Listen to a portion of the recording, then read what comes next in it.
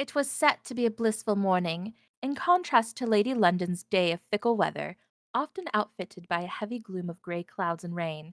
Her mood today was handsome.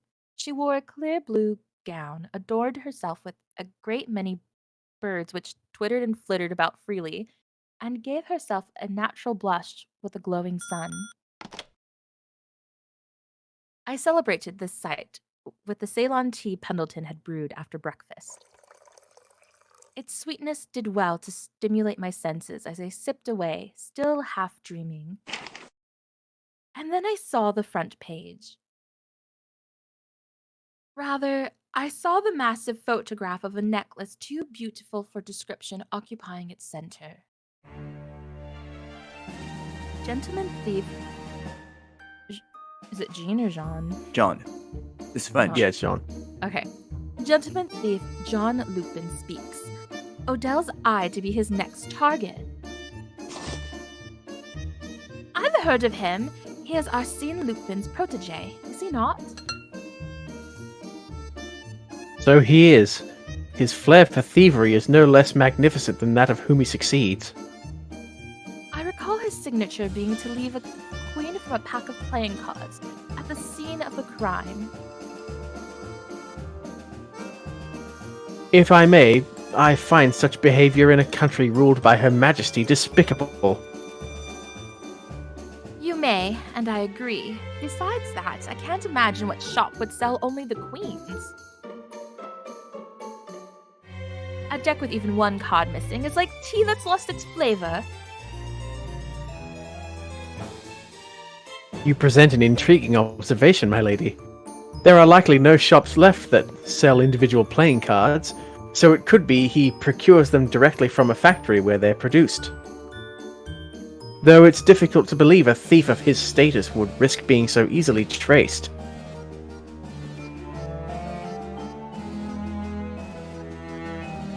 But leaving anything at the scene of a crime is a mark of one who is either supremely confident or foolish. It's little wonder he's so confident. His reputation is as such that whatever he declares he'll steal will assuredly become his. Then, about the next thing he's claiming, the one here on the front page, what kind of necklace is it? It pleases me to see that you've gained an interest in jewellery. Sadly, this topic must be seated for another time. You don't want to be late for school.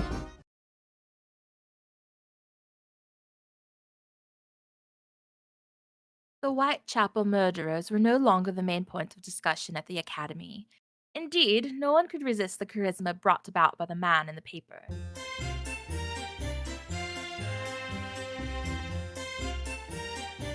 That necklace is being exhibited at the Queen's house along Trafalgar Road, right?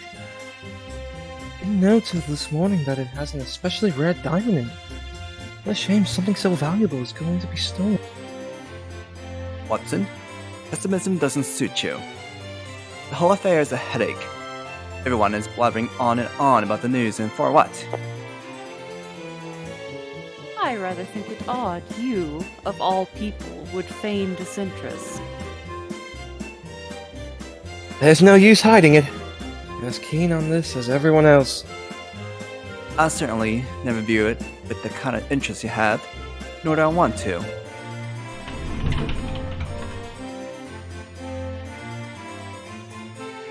An impassioned debate was underway amongst our schoolmates. They saw a gentleman thief and found him a fascinating study. Yet Holmes, whose foul features invited no contenders, made himself unavailable for participation. Are you hungry, Holmes? Were you forced to skip breakfast after oversleeping? Not a chance. I'm not you. But your hair is so messy today. It seems you got a bit of bed hair. Oh, you noticed, Emily?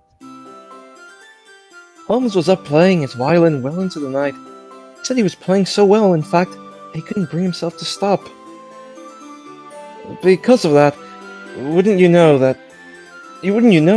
he overslept and had only oatmeal. Maybe you could use more of those biscuit crumbles. No. Our poor landlady puts her heart into cooking us a nice breakfast, too. That's enough talk about my sleeping habits. I meant that I'm disappointed by how everyone laws the common criminal who steal for his own gain.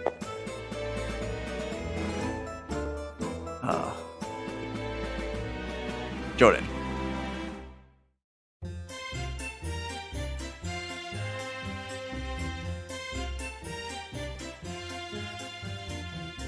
Jordan? Is he there? I think he's coming back in right now. Oh.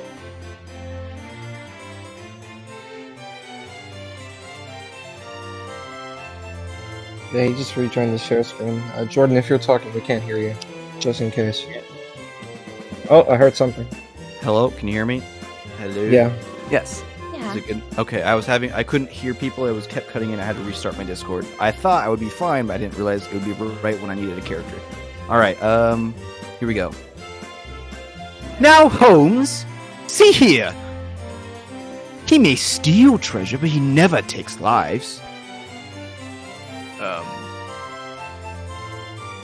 Greg? Sure. He's a criminal in a technical sense, but there is an admirable quality to him that cannot be dismissed. I wouldn't say I admire him, but he takes the gentleman thief concept to a degree that is deserving of some applause.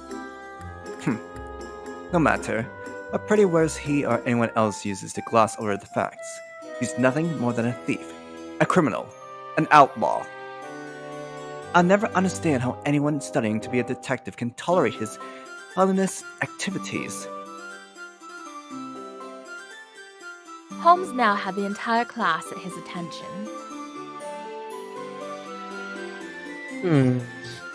I can't despise the gentleman thief, but what Holmes said has merit. How do you feel, Emma? Me? Well, I gathered my thoughts before responding. You better pick the right answer. Facts are facts, he is a criminal.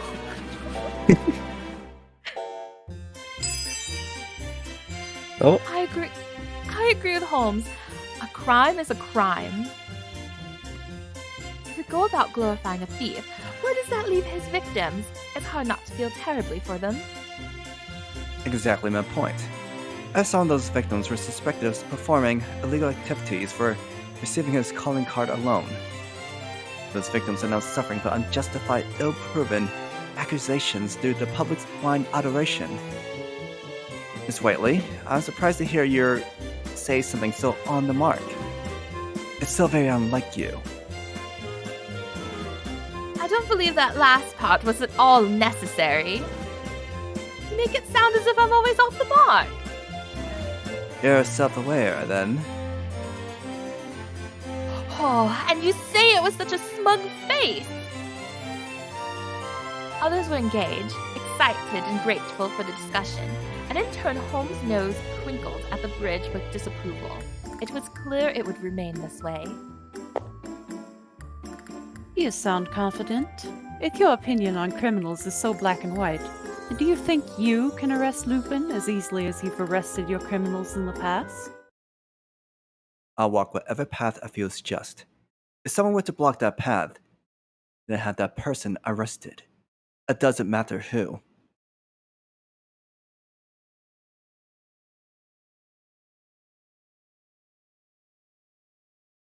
Only the Academy's best detective to rival the latest household word, I suppose. You've been on the front page a number of times yourself. right. No matter the skill of the gentleman thief, he'll never measure up to the great detective. Thus the topic was shifted to placing bets on who would best whom.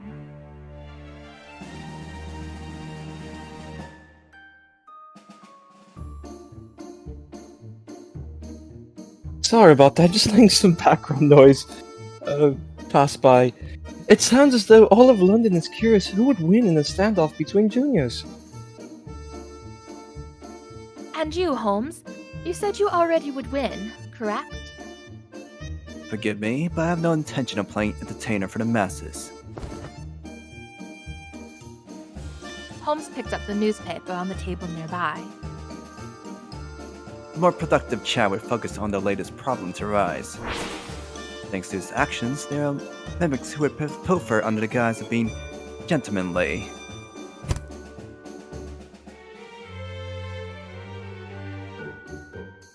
Watson caught the paper Holmes tossed and flipped through it. Can't see that. There's been an influx of robberies these days. Oh my god! Look at all the thefts in London alone! They used to only take up half a page. But now there's more than enough for two. From end to end! I trust not what others say, but what I find for myself. All the attention may be going to Lupin's Jr.'s devilry, but underneath that, we have an array of other more serious crimes taking place. You aren't aware of them? Then you're unqualified to be a detective, and what a pity that is.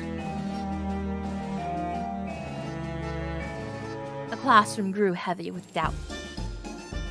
Holmes, you shouldn't go around making that frightful face.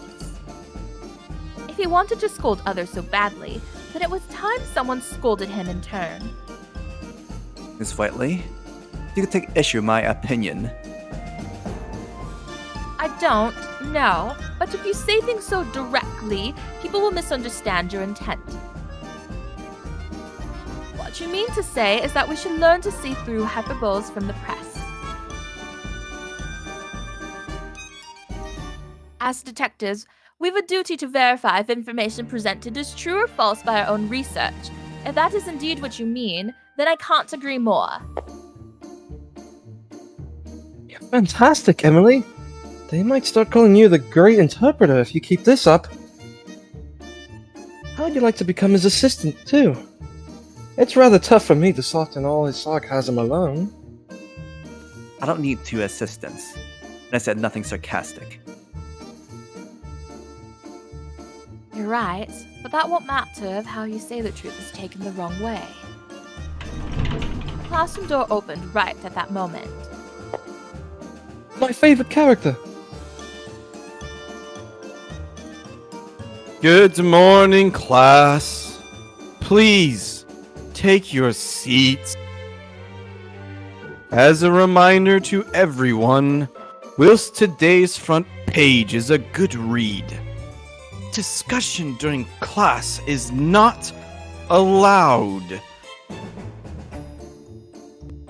Mr. Watson, reading the paper is not allowed either. It is time to put it away. It's not my paper. After that, lessons began as they normally would. Yet Holmes was still quite grim as he sat in his assigned seat. What's the matter with him? He seems so distracted. The boy detective was normally focused on the blackboard and at the front of the room, but today his eyes were fixed to his notes.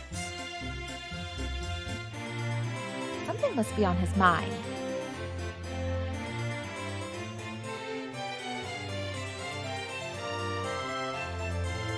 Whiteley, Miss Whiteley! Yes, sir? Do you know the answer? Dash it, I haven't listened to a word he said. I'm sorry, I wasn't paying attention. Are you troubled with something? I appreciate that you're quiet, but I would find myself more depressed if it's because your mind is elsewhere. For Mr. Mackenzie to find himself depressed was kind. He looked as though all the happiness in the world had left him, and to again be kind, in my own words, he never seemed to have much happiness to begin with. I'm really sorry, sir. Then since you're sitting next to her, Would you care to answer, Holmes? Yes, sir. Queen Elizabeth I remained unwed for the entirety of her life. Her father was Henry VIII, the Eighth, and her mother, Anne Boleyn. Anne Boleyn was initially a lady-in-waiting to Henry VIII's first wife, then she later was to become his second. Correct. Have a seat. Thank you, sir.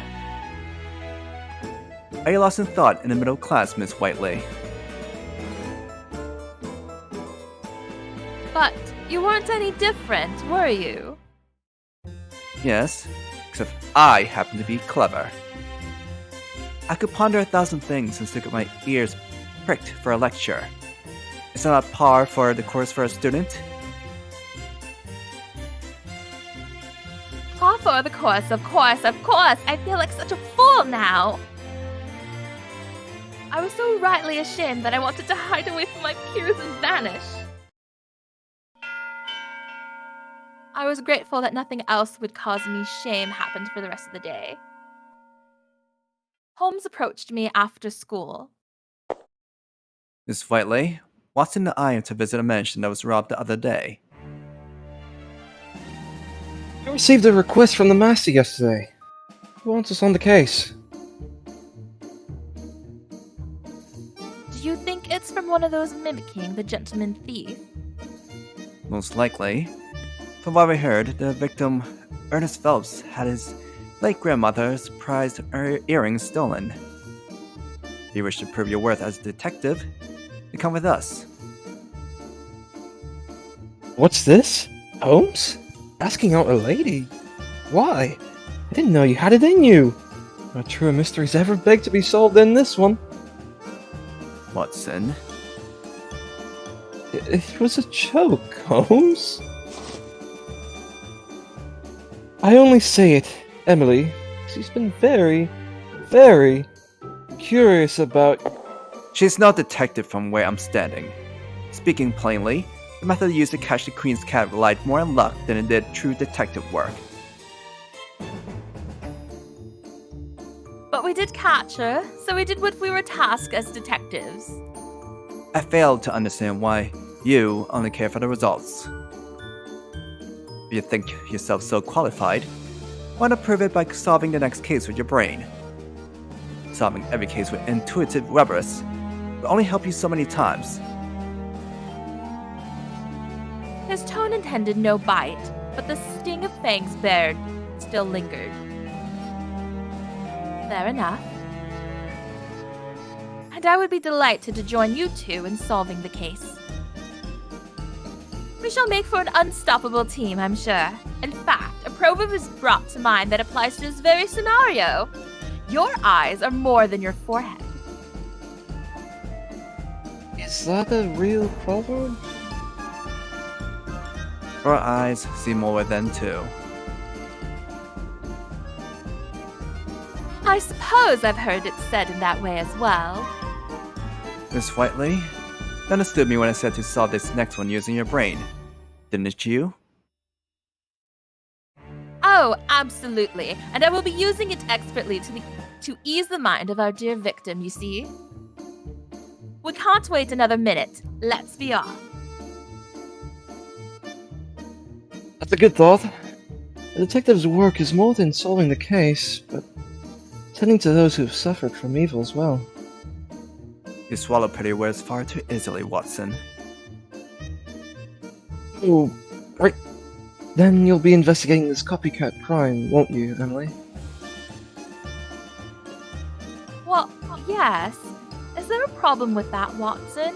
You seem very out of sorts all of a sudden. Watson expressed a nervousness, a sudden flush of anxiety that reflected doubt. In me? Or in inviting me? It was too brief and too vague to know for certain. Never mind. It was silly. And Holmes? What about that message from Lupin Jr.? Would it not be more prudent to go to the Queen's house and prevent him from stealing the necklace? I'd rather you not concern yourself with someone merely copying his actions. I will go to the Queen's house in the evening, Watson. Something has compelled me, and compelled me irresistibly, to investigate the copycat first. Are the stone earrings really as important? You're certain? In a sense, it's speculative on my part, but I feel... well, it's merely an observation of mine. If you're more drawn to the Queen's house case at present, then by all means go. I just won't be going with you. I'm not drawn to it. I more said that for you. Since you aren't the most fond of Lupin Jr., I don't want you to distract yourself from other cases till this is all but dismissed. I would never dismiss a case over personal feelings. To do so would be to abandon a client, and I, for one, count myself amongst professionals. Yet you aren't professional enough to hide your disgust. It's all been a bit childish, you know? What is it about him that struck a nerve? Is that you're both successors? He never is compared to his dad the way you are? Oh, yes! That's it! That's it, exactly! Have I hit it? You're completely off. Holmes isn't the type to compare himself to others.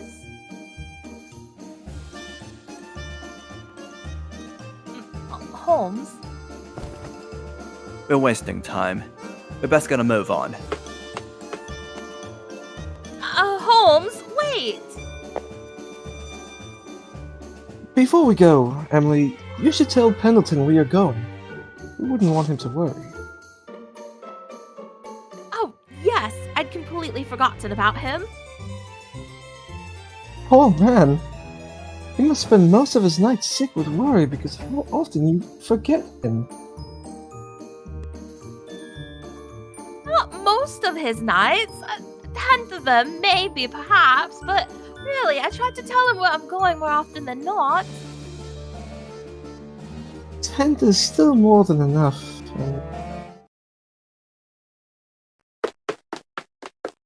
I made a brief return to the mansion, after which I accompanied Holmes and Watson to Mr. Phelps' home.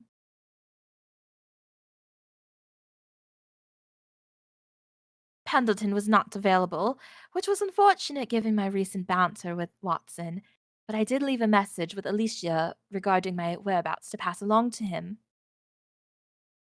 This was not to be my last engagement with misfortune for the day, however. Oh, this is odd.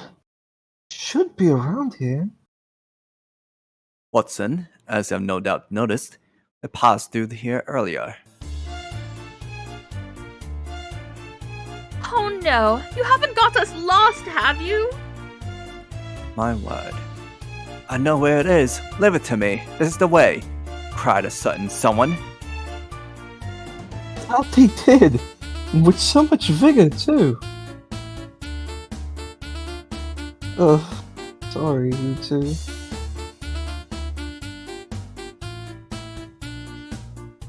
No need to be glum, dear. Everyone makes mistakes. Oh, you're so pure-hearted about it. It almost makes me feel worse. My carriage passed through the area on the way to the academy, but one misdirection was all it had taken for London to turn foreign. To be lost within a city that should have been familiar gave me a dreadful unease. I didn't mean for this to happen, Emily. I was so fired up when I learned you were joining us, but I ended up doing more harm than good with you. My unease for the situation was minimal and done away with entirely when I saw how he felt about having been the cause. A protective instinct was roused within me. I should say that no harm was done at all. Taking a leisurely stroll like this is good for the legs. And exercise demands something sweet as a reward. Perhaps I'll ask Pendleton for some dessert after the case is solved. There's so much spirit you extend your help to help Miss Whiteley, and yet you're still not alleviated. And you're still a glutton. But I am helping. Knowing that dessert is waiting is a wonderful alleviator. Duly noted. Now, once we go back to the main street, we can write ourselves a gun. Holmes? I couldn't ask for better friends. Isn't that Lupine over there? Lupine! And it was. Oh, the sight of a familiar face when lost was freedom for the soul. I waved for his attention.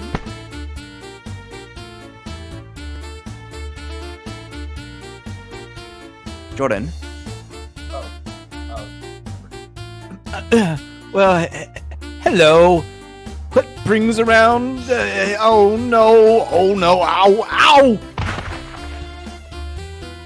Very much in his character, Lupin tripped and tumbled to the ground immediately upon seeing us. You didn't twist anything, did you? Perhaps I should have thought better of crying out so suddenly. Oh, that hurt. Please, I'm fine, Miss Whiteley. Really. See, my spectacles are safe and sound. To hear. If those are safe, surely there isn't a scratch on you? how do those 2 points even connect? I meant to ask this right away.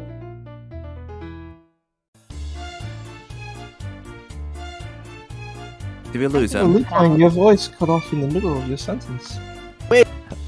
Hello. Oh, Hello? all good Can you hear now. me? Oh, okay. I meant to ask this right away, but is there anything that brings you here? Yes, as it happens. And does it ever make us glad to see you, Lupine? We've been making our way toward the mansion belonging to a certain gentleman named Mr. Phelps, you see? One might say a mansion isn't hard to find. They've never had to find his. Though I suppose they might also say we're lost. Phelps? Might this be Mr. Ernest Phelps? It is. Do you know him? I know of him, and where he lives. His home is just at the corner, where the street meets Oxford Street. You're quite familiar with the area, Lupin. It's a coincidence.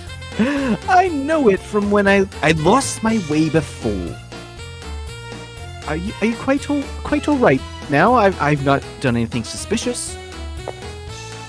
You won't miss it, I'm sure. Good day. Wait, Lupine! Watson desperately held Lupine by the shoulder. Are you really so content with leaving us to get lost again? What if we were to fall victim to some criminal mastermind? Would you do that to a fellow schoolmate? Take us there, please! Once I've been shown the way, I won't forget it. But your case has nothing to do with me! Bother, always seems to happen to me. Watson, though he was in the position of beggar, kept his grip and tugged at Lupine's arm, bringing his image closer to that of a hooligan badgering an innocent boy to tears. All I wanted to do was... It was the Queen's house, correct? Though I see you were denied entry. Huh? Lupine's mouth hung agape. How did you know? Simple observation can do wonders. See that white powder at the tips of your boots? Gypsum, most likely. That is used exclusively in the floors of select few marble buildings in London, the historic Queen's house being one of them. Now, I noticed no such powder was present during lessons. Yet all this can be set aside for the obvious. The Queen's house is located on Trafalgar Road. where have we met? Why, along that very road.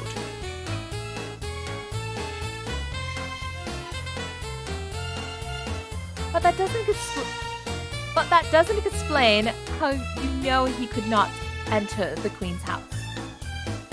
Doesn't explain, or did you simply not consider obvious? No ordinary citizen could enter now due to the police guarding it against our gentleman thief. You had all that just by looking at the tips of his boots? Didn't know you observed him, so...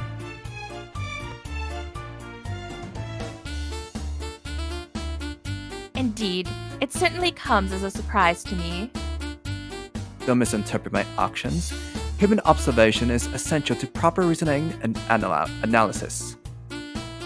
This isn't any particular reason for a man of such exceptional adroitness to stand out, other than his enrollment in the detective's courses by possessing a ring for Her Majesty, which is more often dropped on the ground than securely on his finger. No reason at all. My goodness, I'm a terrible mess. Now, you're being too harsh. He doesn't drop his ring because he wants to. And since he's found it every time it's been dropped, he's more than proven his worth as a detective. Miss Whiteley? A good detective can't go around solving cases he's made himself. He's still the one at fault. Not you too, Watson. It's kind of you to defend me, but they're right. There's something that might bring you some cheer. You couldn't enter the Queen's house alone, but were you to become the fourth in our investigation, then they would surely permit you entry. Why? I've already decided to go home. You forget, my friend, that we're in need of a guide. So, come, show us the way. Wait! Watson! My apologies for this, Lupine, but do come along with us for a while. What? Why me?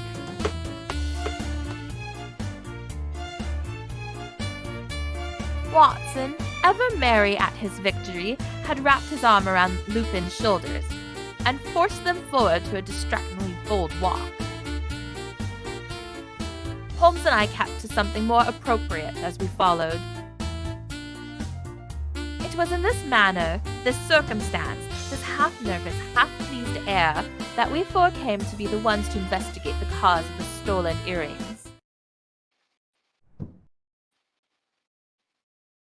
Duck? It was my grandmother's earrings, bequeathed to me upon her passing, which were stolen.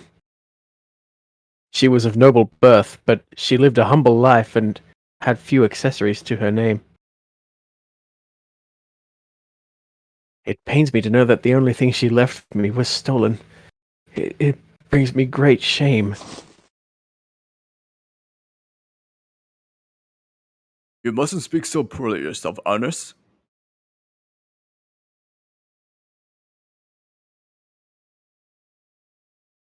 Ernest Phelps, the master of the house, was a handsome man who impressed a quiet respectability to his guest. Yet it was now that he had been equipped with solemn air, and his sharp features now appeared gaunt from a sudden and cruel depression. Even the encouragement of Frank Sutton, a fellow he met through their mutual love of hunting, did not change him. I should like to inquire more about these stolen earrings.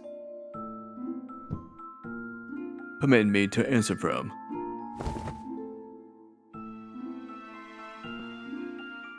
Mr. Sutton, worried to such a grave extent for his friend's condition that he urged him to sit.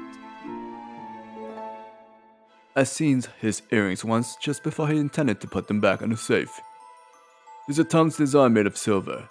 Each one is befitted for a blue gem at its center.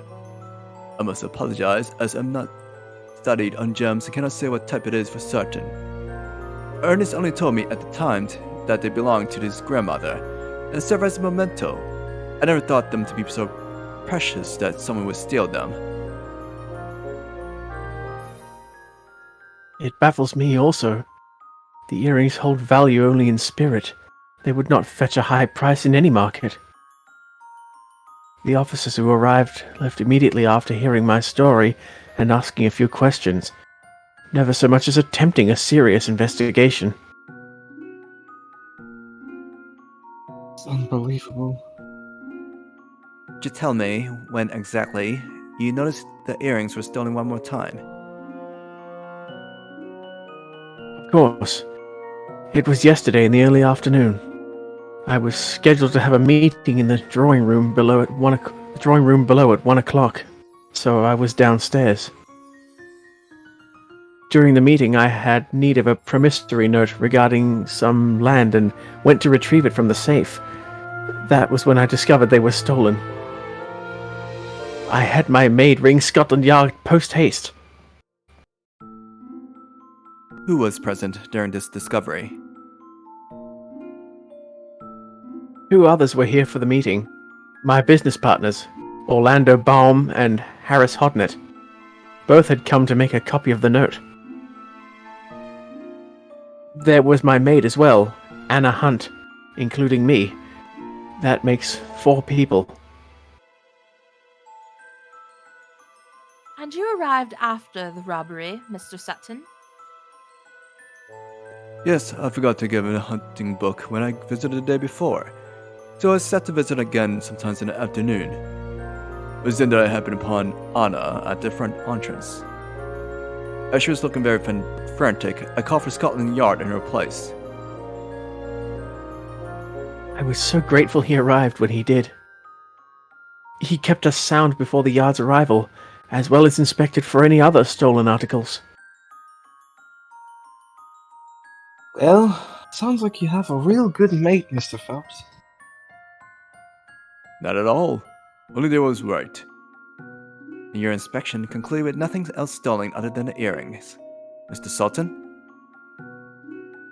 Nothing else, but I did notice the window of the room was conspicuously open. If only I planned my visit a little earlier, then I may have caught the scoundrel.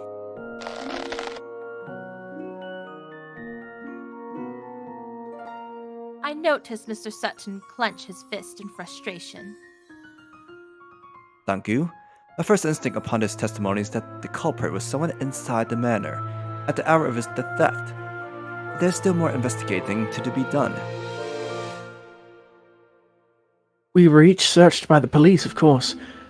No one was in possession of the earrings. When did you last open the safe? 4 days ago. I remember it plainly since it was when I showed the earrings to Frank. Was this during the day? No.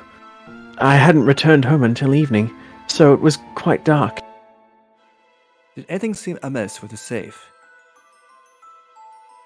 No, not that I noticed. Alright. This is my last question. Are you the one who knows how to open the safe? Without a doubt. Very well. Then please show us the room where the theft took place.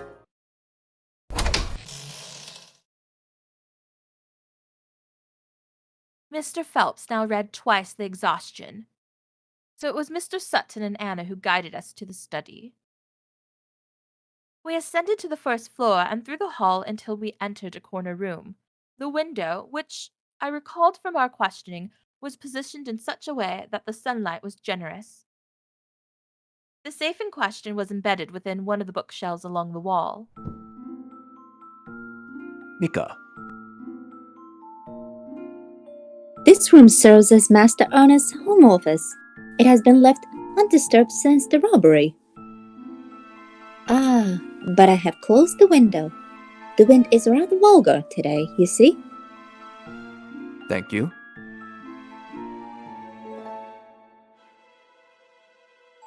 Anna volunteered that she was in the kitchen when the theft was discovered, having been tidying the drawing room table after serving tea to her master's guests.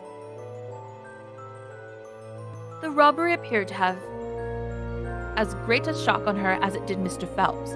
She did not reveal it, and she held to a professional tone with praiseworthy composure. But even then, she could not hide the underlying unrest of one disturbed by recent events. Does Mr. Phelps always work here?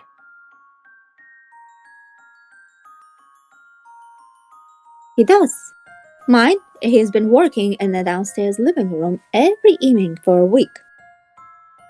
The study is the brightest room in the mansion during the day, but the electric light is broken, so the change is only until he's been repaired.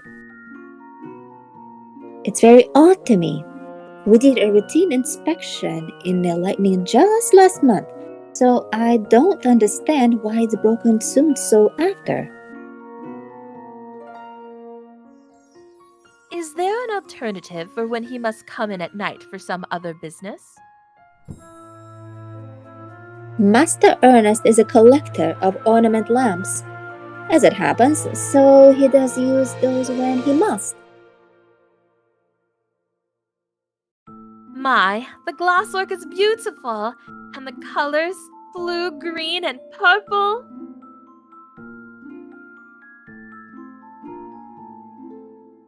It is, Emily, but I don't believe now is the best time to be so excited.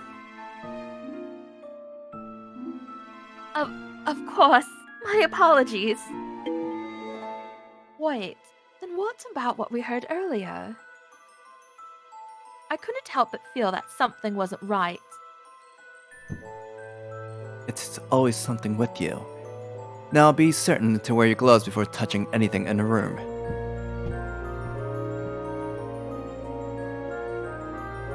Holmes promptly began his investigation, leaving me to do my own. What should I expect? Let's take a look at the safe. I went to inspect the safe.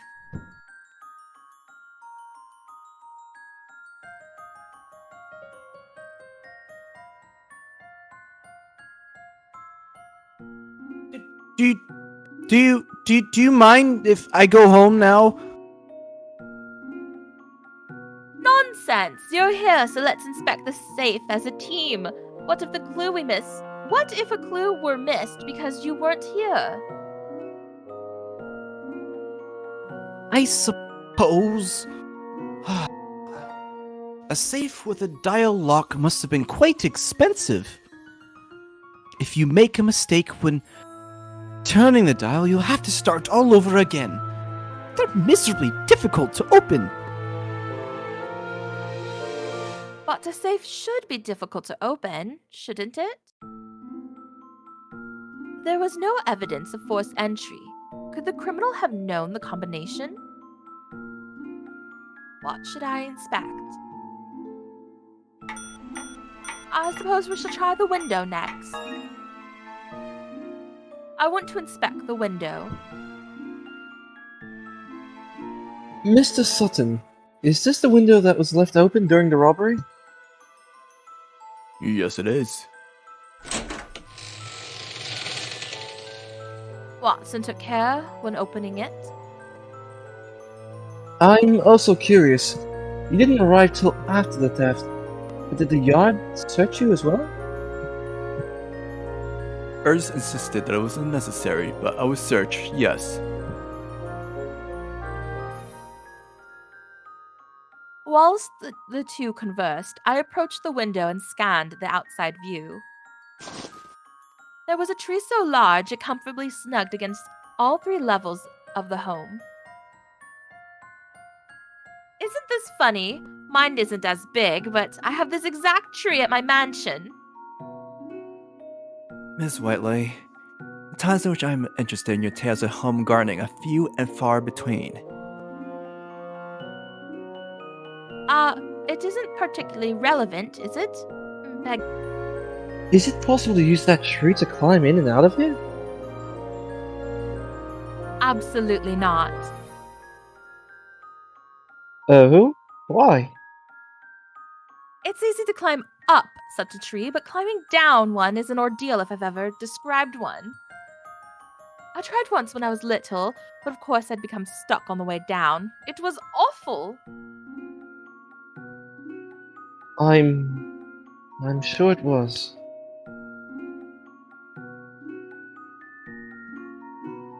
Holmes, appearing deep in thought, wordlessly looked outside the window as I had. Holmes is so clever that it wouldn't surprise me if he's already solved the mystery.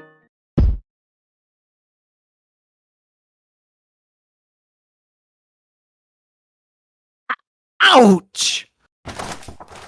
Ow! A weighted thud, and the shuffle of paper gave my inspection pause. The source came as no surprise at all. It was Lupin, positioned awkwardly on the floor the way one would be after a fall, with documents from a nearby desk decorated around him. Lupin, are you all right? What happened? Any injuries? That was quite the fall.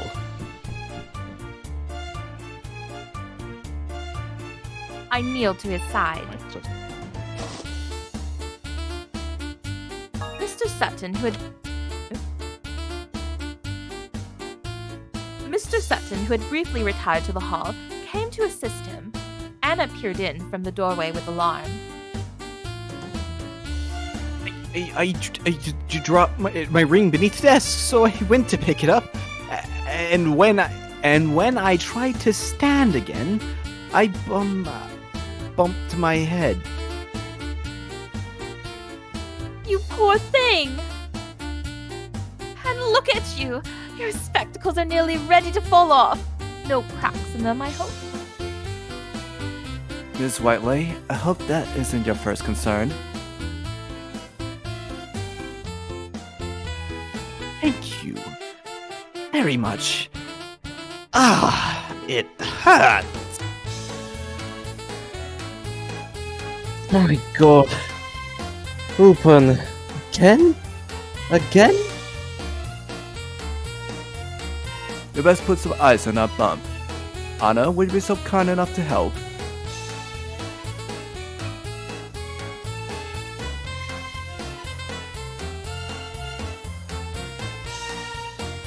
It would be my pleasure. We should be a bit faster, but take him straight to the kitchen. Sorry. Ugh.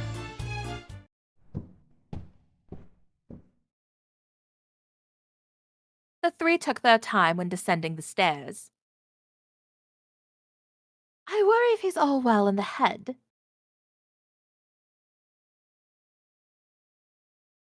Emily, I know your heart is in the right place, but phrasing it as such in front of anyone else would cause a misunderstanding. Also, really quick question. Do you guys hear anything in the background? It's really hot in my room, and I can't do anything about it. You're fine, Watson. Ah, you're good. Yeah. Would it? Oh, yes, it certainly would. That was awfully rude of me. Of all the blasted things, he's thrown the whole crime scene into disarray. Thus, it was the remaining three Holmes, Watson, and myself who took to restoring the scattered paperwork. There we are. I think we've done a fine job collecting all the papers. It was more than I expected. Why must I waste my time with this trifle? My time here is limited as it is. Take it easy, Holmes. We forced him here. Had to tidy up after him. We forced him here? Would that not be you? Hush, you two. We're finished now, so there's no harm done. I'm impressed you're able to act as carefree at the scene of a crime, as you are anyone else. No, really, I am. I'm just not the same.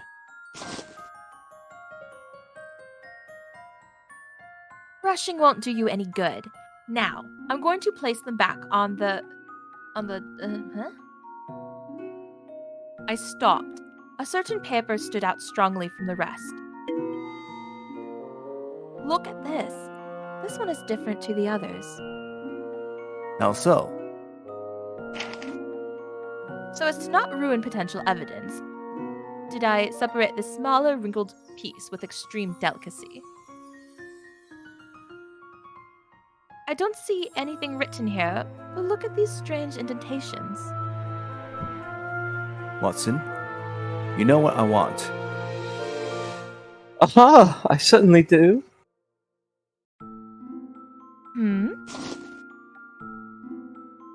Watson reached into his bag for a black stick.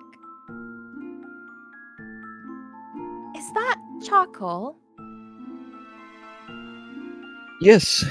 If you gently rub it over paper that has marks from something being written on top of it, you can see whatever was written. And he did precisely that once the charcoal was in his hands. I've done it once before, but I botched it by pressing too hard against the paper. It was so black I couldn't read any. This is it? Holmes' reaction was immediate, and when we saw for ourselves, so were Watson's and mine. It's talking about there, right? Where is there? I knew it. It's completely in line with my hypothesis. It's gotten late, Holmes. I am aware. You have to excuse us, Mr. Phelps, as our attention must be redirected to another case. We shall return at another time, of course. Be sure that your case hasn't been abandoned. It's quite alright. You are welcome to come back anytime it's convenient for you. You have any idea where you'll be here next? Tomorrow? No. I believe we may be able to deliver good news to you by tonight.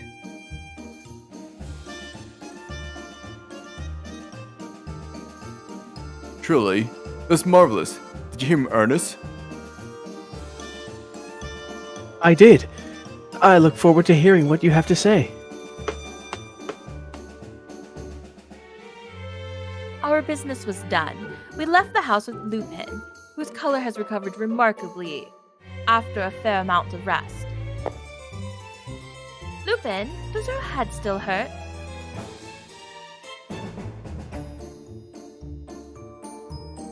I'm much better. I can't apologize enough for all the fuss I've caused. By the way, have you figured out who the culprit is? Holmes had mentioned something about good news. We did. Thanks to you scattering about all those papers, we discovered a very important clue. You're the star of today's case, Lupin. I'm not sure why I would be, but if it means I've played my part here, yes? Then I shall be going home. Lupin?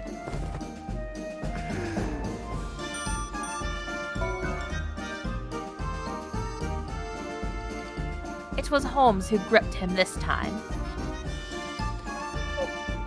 What is it now? The case is not yet finished. You're a detective, aren't you? They shall see it to its end. The end? Don't speak such nonsense. I would give it up if I were you, Lupin. Once Holmes has decided something, there's nothing else to be done. You'll go of your own will. Be dragged by your knees. It's true. I've never seen Holmes change his mind once it's been made up. Wanted to visit the Queen's house, didn't you? Then today's your lucky day. I can make this happen. Not again. First it was Watson in that mansion, and now you're taking me to more places? No, Lupin. Watson speaks in jest. I need to drag you anywhere unless you refuse to walk.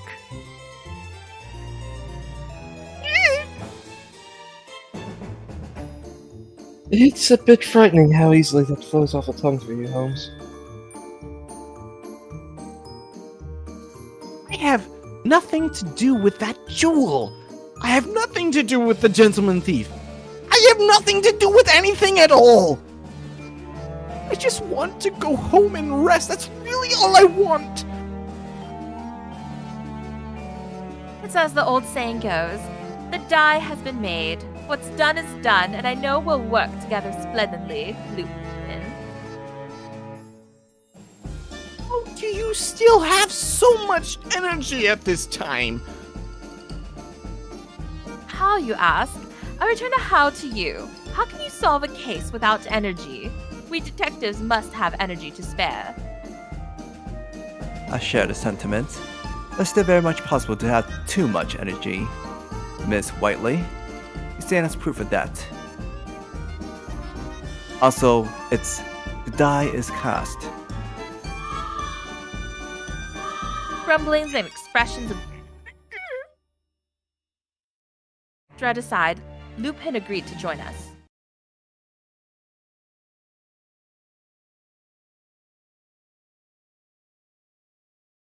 It was time to enter the Queen's house, home of the beloved necklace targeted by gentleman thief Jean Lupin. We should like to protect Odell's eye at any cost. Please, let us help. Duck? Yes, but Will you still deny us even after I show you this?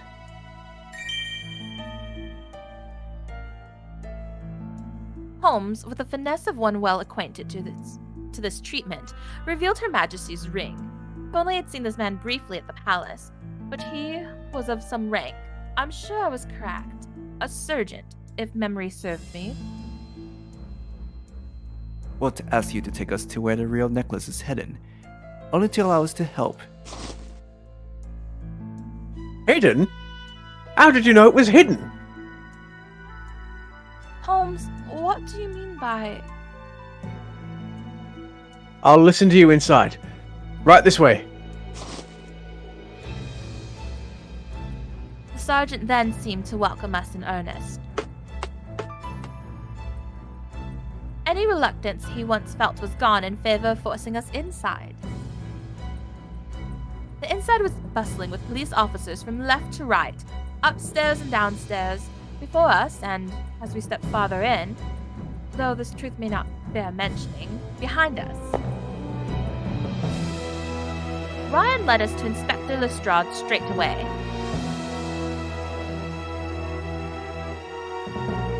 Good evening.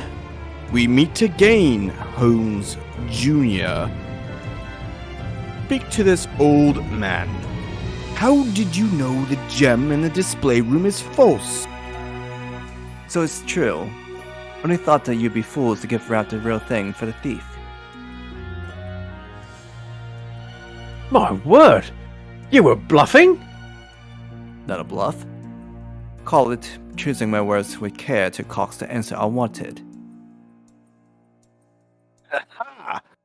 And there we have it. You know, you have a telltale and that clever tongue that gives you away as Sherlock Holmes' son faster than if you told me yourself.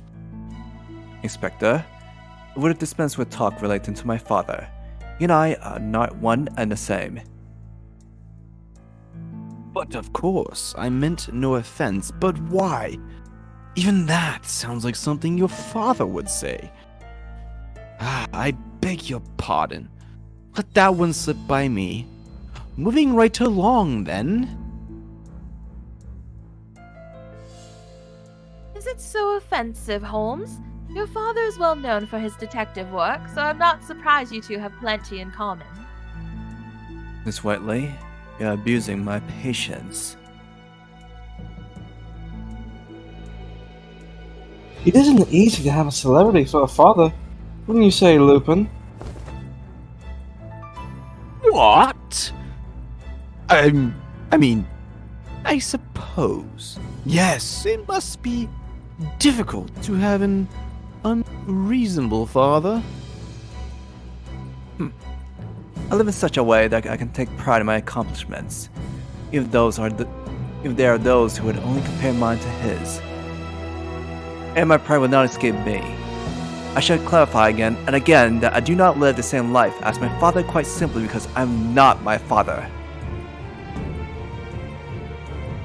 It's hard to say if he hates him or loves him when he goes on like this. Oh, it's only natural that he loves him.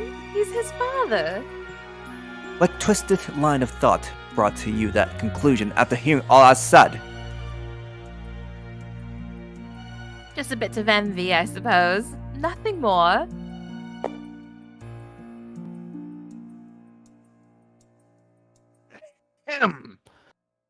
My boy, if I could explain the plan. Apologies, Inspector. Please do so. As you have concluded by your own wit, the necklace in the display room above is false. The real one is hidden in another location.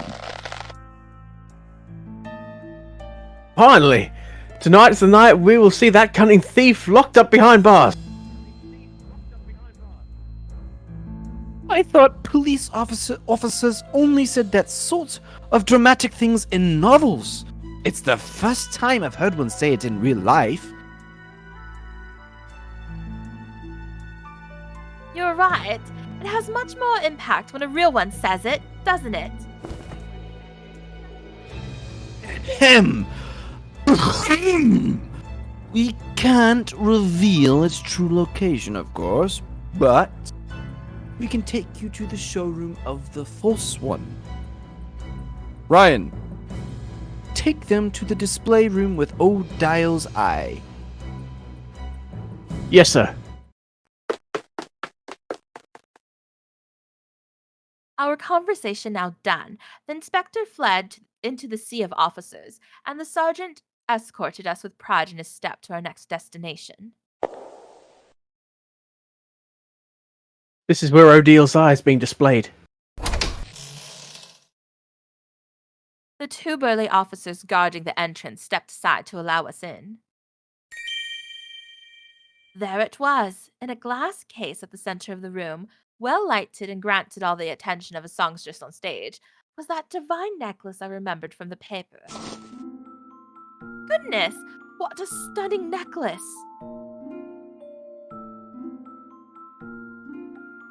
So you like these sorts of things too?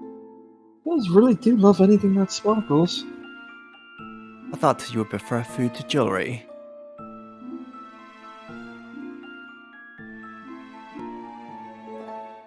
You're such a rude man.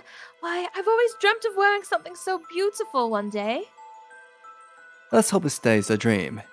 Should rather think the reality is similar to dressing up Humpty Dumpty. I have said it once and I shall say it again. You are a rude man. A horribly, awfully, dreadfully rude man. Emily, calm down. And Holmes, don't go around saying things you don't mean. There, Watson. You know I would never say anything I don't mean.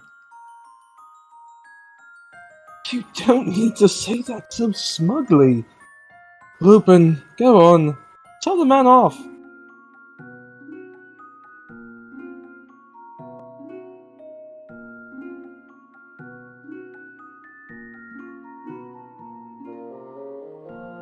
The decoration is simple, yet elegant. Stunning. Every part of its design is meant to draw out the gemstone at the center. And this is the imitation? It is beauty in its own right, to be certain. Lupin? I could not agree more with Miss Whiteley.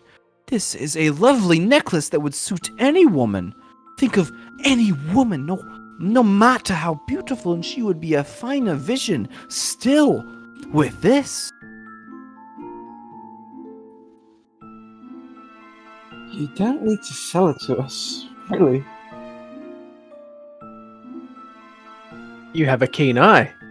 It may not be the real one, but I've been told the gemstone used is quite valuable. The Yard kidnapped, so to speak, a craftsman who works for the royal family to replicate the origin. Don't touch the case, please! I took one step, to which Ryan responded with 2 steps to stop me. There's a trap here. We've furnished this display with 2 powerful chemicals, diethyl ether and nitrous oxide. One is used in anesthetics and the other is more commonly known as laughing gas, you see. Think of the danger. It has 15 times the potency of a normal dosage. Simply touching the case will cause it to open so the gas will leak. Were you to inhale even the tiniest bit, you would be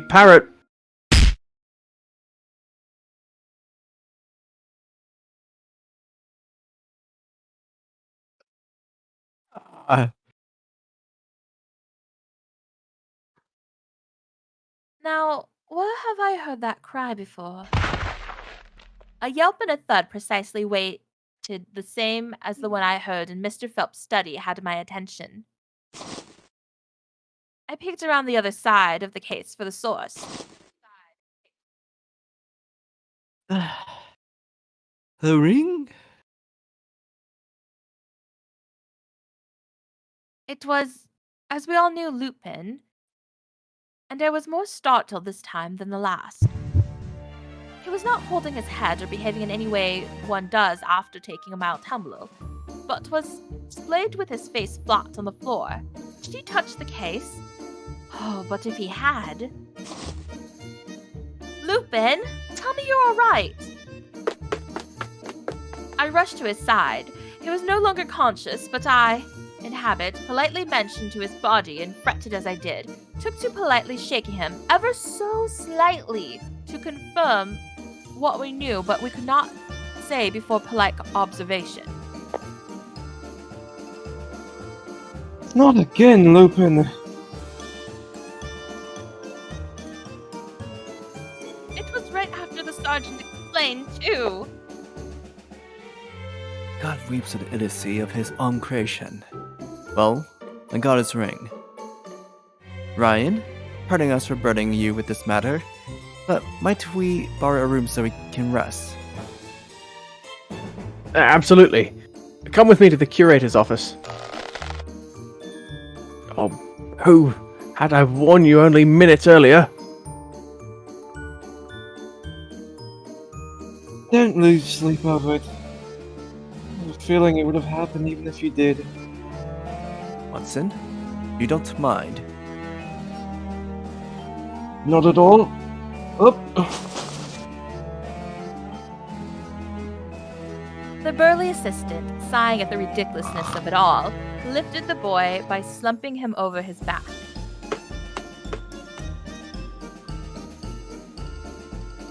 We agreed to report to the curator's room on the ground floor.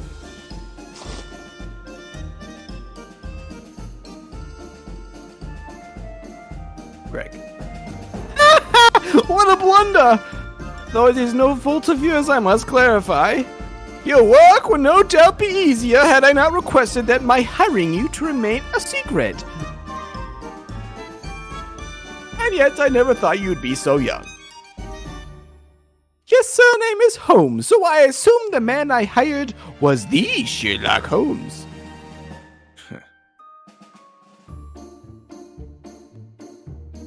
Holmes did little to mask his dislike of the comment. The curator was an elderly man who was very good-humored about the situation, and after volunteering the sofa for Lupin to rest, he served us all tea. I hope it isn't a problem that we've barged into your office, and here you are, serving us tea as though we're guests. Think nothing of it. So many officers here scouting the museum. I have much time to spare for the present. It is also my pleasure to have such a charming student come visit me.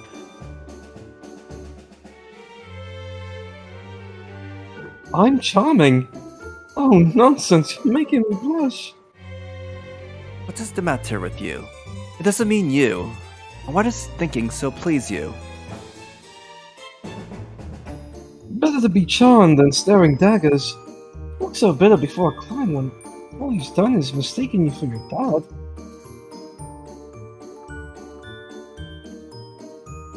Watson is right. Everyone makes mistakes. It won't do you any good to hold it against them. Think of the positives, laugh it off. Making fanciful excuses for your own failings is the excellent way to stop working towards any achievement at all. Sir, may I ask you something in relation to the works exhibited here? Please do. I've been a curator here for over 20 years. There's not a thing you could tell me about this place that would take me by surprise. Very well. Why don't you confirm a piece with this name exists in the building, then? So swiftly had Holmes taken out the note and presented it to the curator that I hadn't realized what he was doing until he received an answer. Yes. Yes! That painting is being exhibited in a room on the top floor. The inspector has been persistent in his questions about that room. Are there any hidden passages? No secret doors, are there? I'm in your debt. Been most helpful. I've been watching over that painting and the necklaces Jean Lupin targets for as long as I can remember. I know they belong to this nation and not this building, but I shudder to think of them being mishandled by those who would do them harm. That is precisely why I called upon your services. It is a selfish act of a mere employee, but I beg that you prevent this theft. You needn't fear. No one will steal Odo's eye tonight, or ever. What confidence! And I am so pleased to hear it. Do you already know what Lupin Jr. will do?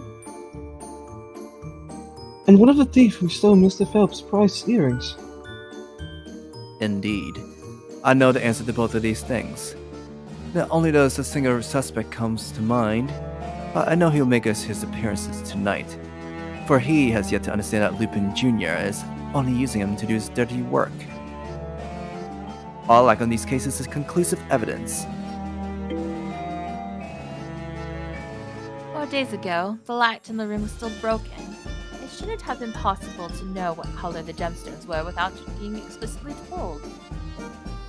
That should have been the first time he saw them. Unless... But we have all the evidence we need, don't we? We do.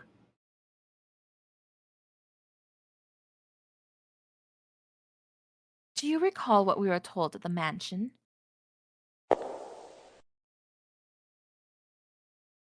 A lone pair of footsteps echoed in the otherwise empty display room on the top floor.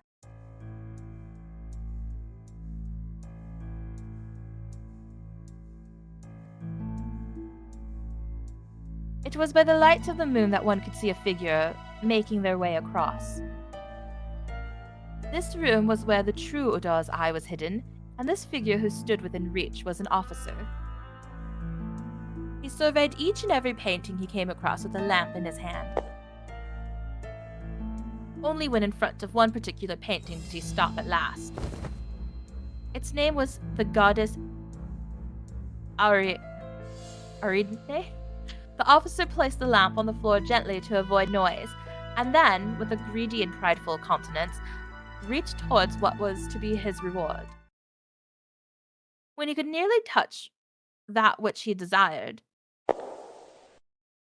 "Stop right there!"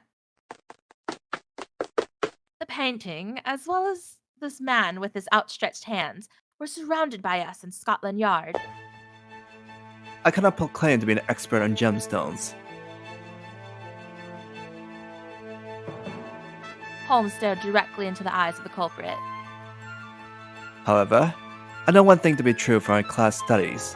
The gemstone used in Odile's eye was also used for a pair of earrings, which is known as Odile's tears. It was upon receiving a quest regarding Mr. Ernest Phelps' missing earrings that I divined the two separate cases had, in fact, one answer. You knew Mr. Phelps owned the other half of Adele's eye, didn't you? It was the only reason you became friends with him. And since you wanted both for yourself, you conceived a plan with none other than a gentleman thief to steal the necklace. You must have tempted him with ownership of a complete blue diamond.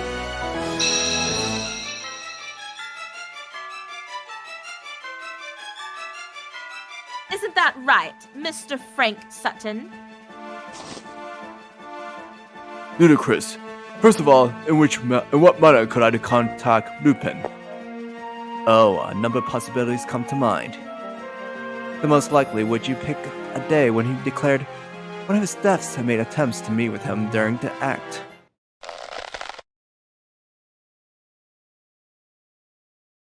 The goddess now looked down upon her admirer, a criminal, a man whose face was no longer obscured but remained excited with pride even when cornered. He barely resembled the kind soul who cared for Ernest Phelps. Frank Sutton remained where light first revealed him. In the seconds that passed, he did not blink, and so his eyes were fixed on Holmes. White's large, black pupils small, and his glare sharply reinforced by an open-smell, depraved warmth. Something struck me as foul when Mr. Phelps described how the officers left without conducting a proper investigation. The efficiency leaves a lot to be desired, but the Scotland Yard, I know, does make a modest effort. Now, Holmes, you didn't have to say it like that. I wondered, could the officers at the scenes have been imposters? Mr. Sutton, you explained that you were the one who telephoned the police instead of Anna what happened upon her at the entrance. But that wasn't quite the case. After stealing the earrings, you waited for Anna, ready to make your coincidental appearance. When the time came, you didn't call for the yard, but for your co-conspirators dressed as policemen. And how in this situation could I have stolen the earrings? Is it so unbelievable that the officers I called were useless? There's no scenario I could think of in which I had access to the safe.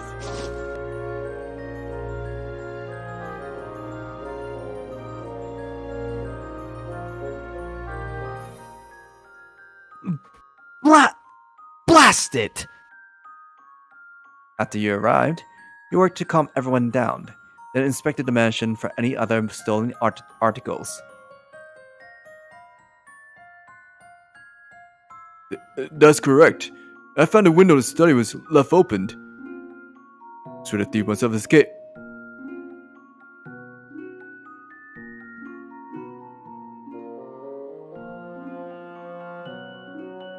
Emily? Impossible. Next to the window is a species of tree I happen to have in my own mansion. It's easy to climb up, but to climb down is far too difficult and time-consuming to make use of during a theft.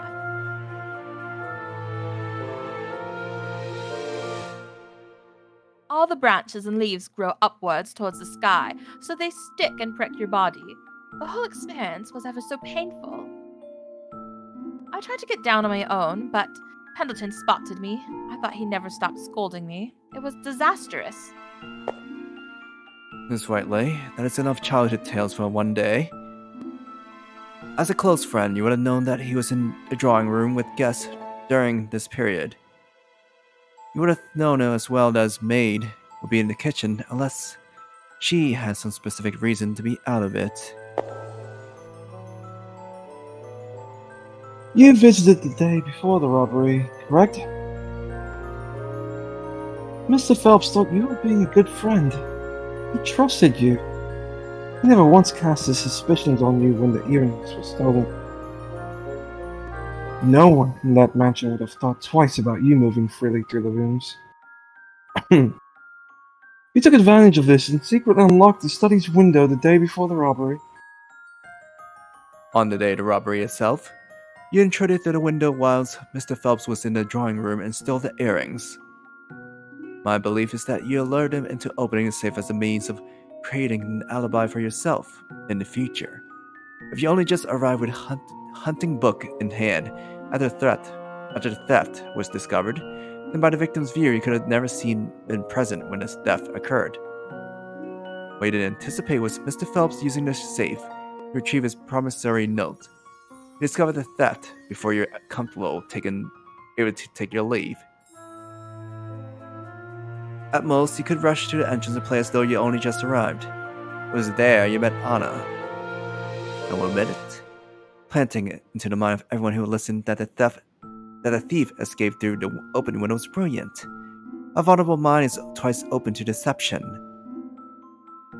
Next, you had your partners in uniform check everyone to see if they possessed the stolen earrings. By doing so, you were able to hand them off so they could take them from the mansion. Even if for some reason you were suspected and your belongings checked, the earrings would no longer be there to implicate you. You'd be cleared of any potential wrongdoing. But only Ernest knew the combination to open the safe.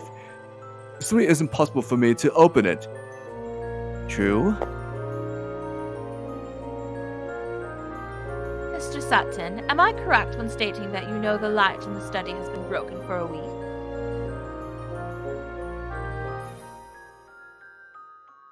And the first time you saw the earrings was 4 days ago after dark. And what of it? The room must have been nearly black when Mr. Phelps went to open the safe. That's terribly inconvenient when one has a dial lock, which must be slowly twisted in a very specific order. Were he to make any mistakes in that dark room, he would have no choice but to start again at the beginning. It's a very impractical thing to do, most would say. I imagine you, being such a good friend, said something like this. Shall I shine a lamp on the dial to make it easier? Mr. Phelps is a trusting individual who'd not decline an offer from a friend, something you discreetly took advantage of. This was how you learnt the combination without being told directly. Why, you didn't need to be told directly. I would wager you were the one who broke the light, too. Perfect plan. Still, you were caught. Evidence. Where is your evidence? Can prove beyond circumstance that I am your thief, that I stole your earrings. The evidence is your testimony. What? Upon initial questioning at the mansion, he had this to say. They are a timeless design made of silver. Each one is befitted with a blue gem on its center. So it did. Where's the evidence? Mr. Phelps only told you again, by your own testimony, that the earrings belonged to his grandmother and serve as a memento.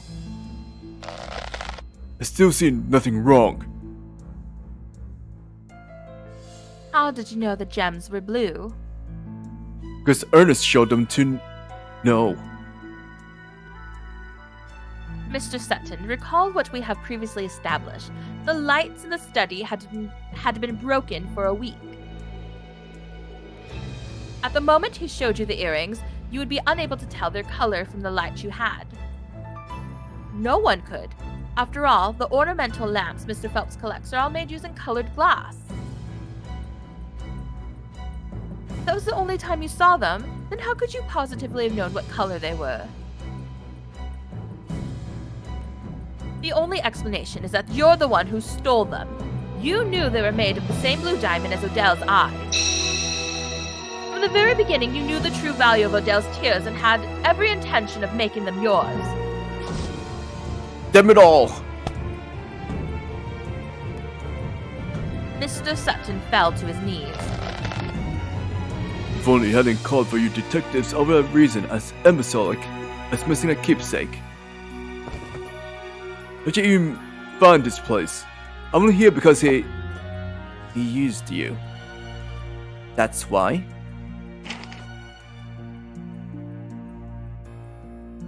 Holmes presented the crumpled paper he had lightly rubbed with charcoal to the criminal. 7 p.m., October 9. Retrieved from behind, I don't know how to pronounce that, at the Queen's house. I set fire to that paper. Why do you have it? This remnant was in the same room as the safe. Must have been hoping a clever someone would chance upon it. Perhaps you think it was he who hid the necklace behind the painting after he stole it? Well, that's where you're mistaken. It's where Scotland Yard hid it. More to trick Lupin Jr. He learned of the true whereabouts himself, and then passed that information along to you as a bait. It is here, the location only known and guarded securely by the police, where you would come. Certainly, he must have impersonated an officer, discovered the necklace location, and passed this information to you right through that note. What other reason would such a note be left in Mr. Phelps' mansion if not for his fellow thief to find? I give you that. I discovered the note in my pocket directly after you left. God, this madness is all a mistake. The devil is the one responsible for this. I was only following orders. He is the money grubber. He is the thief. Do you believe you can worm your way out of this? We looked into your background. You're part of a gang of lowly thieves who have stolen money, fine arts, and accessories throughout London. You're also suspected of 3 robbery homicides. You and your partners can try all you like to cover up your crimes.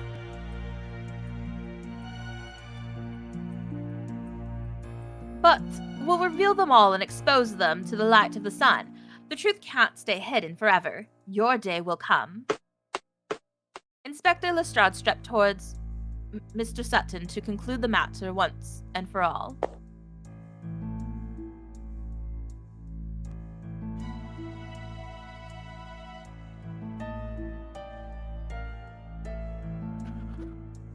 Frank Sutton, you are hereby under... You can't take me. What? Inspector! In a flash, the horrid man grabbed Inspector Lestrade and pulled.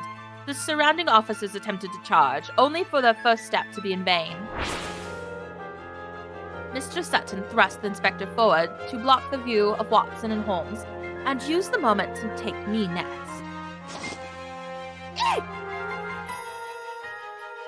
Watch out, Emily! Miss Whiteley. On my way. I'll slit the girl's throat. I felt the burn of steel pressing into my neck. With me as his hostage, he edged backwards towards the balcony. Holmes! Emily's going to be taken at this rate. Surely you have a plan. How can this be? I have to stop him. I must do something. But then, you see, this chaos was subdued by a fantastic turn of events.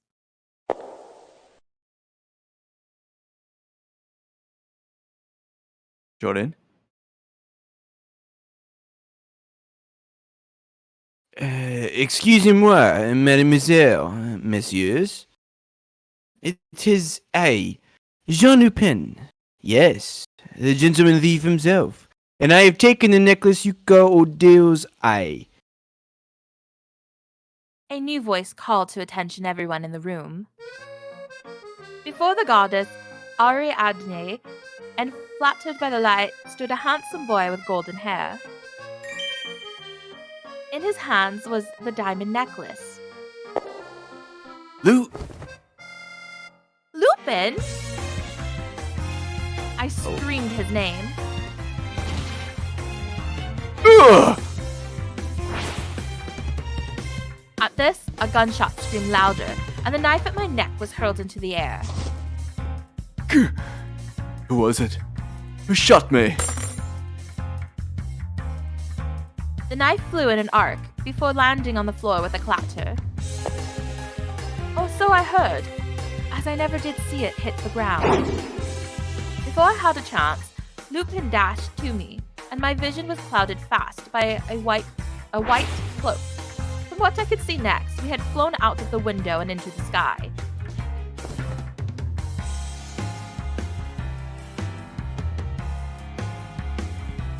Are you alright, my princess? What? Why am I so close to him? Why is he holding me in his arms? Why am I flying? If you could answer me one question. Please, drink in the silence.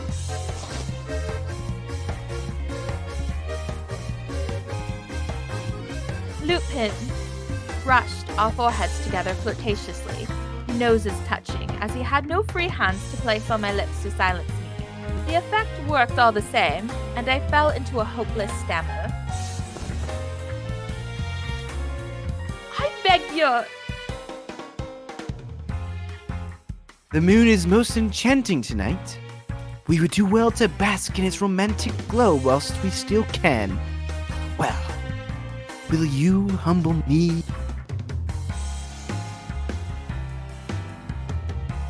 I'd completely lost my will to flail and fight. And certainly I hadn't any desire to fall down from so high up. Perhaps innocence and folly were one in retrospect, but there was, too, a playfulness to his coquetry that stole away my want to protest. Lupin held me close, a makeshift ladder keeping us aloft as he whisked me through a glittering sky.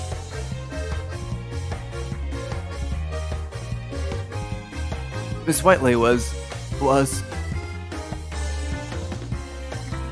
Why? Teach on Lupin. She's been kidnapped. Look at me, sod! Don't you touch me! May we, Holmes? By your lead. That's enough from you. Shut up already! Shut up already!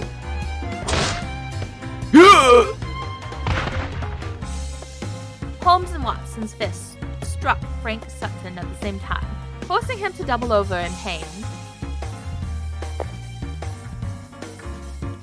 Restrain him!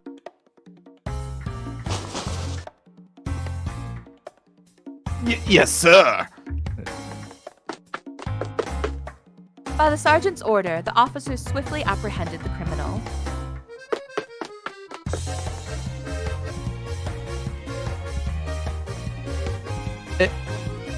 Inspector, we're in a bit of a fix. O'Dial's eye has been stolen by none other than Lupin Jr.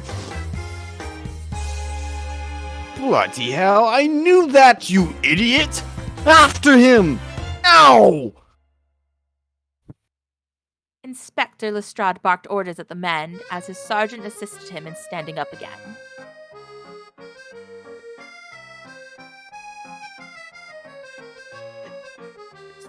Sir, the necklace I meant was the false one, the one exhibited in the display room. What? Why would he steal that one too? By the time we arrived, it was already missing from the case. We found his calling card in its place, sir. Is this a playing card? See here, it's the Queen of Diamonds. The whole scene was very queer, it was. We found 3 officers knocked out in the same room. But they weren't any officers of ours, they just happened to be wearing our uniforms. What the devil does that mean? We looked into their identities and discovered they were partners of Frank Sutton's, all of whom who had committed several crimes right here in London. Now all we need to do is capture their leader, Frank Sutton. Your orders, sir? Hang it all! The one we arrested was Frank Sutton! He was? Take them all away and chase after the gentleman thief! But Inspector, which order should I follow? For God's sake, just arrest Lupin Jr. Yes, sir. Holmes Jr., you will accompany me. Where'd they go? I just now walked past him and his assistant when I was coming into the room. We've no time to waste on this spectacle. Inspector, I'm leaving. Steady on your feet now. Gentle Ryan, be more gentle when you let go. Oh, I'm sure God has had many a good laugh at my poor luck. Well, this has been quite an eventful evening. The gem may be in the hands of a thief, but the gentleman ought to know how to treat her with care. Now, where did that bespectacled boy run off to? I hope he's not gotten himself lost.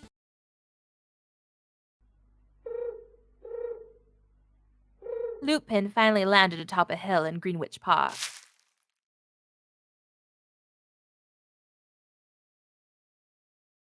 Upon his feet touching the ground, he helped me back to my own with a sort of tenderness that reminded me of a prince. The energy of the wind whilst gliding was no more.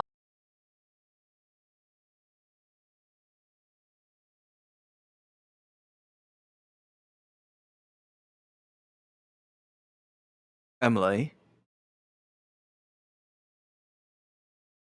Did we lose her? Sorry about that. The energy of the wind whilst gliding was no more. My mind could see with clarity again, but that only bid me more confusion. The entire night had proven so ridiculous that all of it, even this moment in the park, could have very well and very acceptingly been a dream. Emily, do you know the story behind this gem? What is he thinking? I don't see why he would bring me here. I must stay calm. I'll arrest him as soon as he's off his guard. What is it?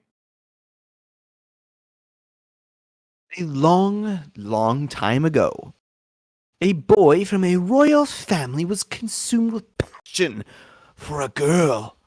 She was a daughter of nobility. They loved one another, but those around them would not allow them peace. As a prince, he knew that he would be forced to marry someone else for the sake of his country. As he knew their love would never bear fruit, he gifted her the earrings, Odile's tears, whilst he kept Odile's eye. I believe he wished with all his heart that someday that which was forced apart would one day be whole again. What a tragic story. Tragic indeed, but is it not beautiful as well?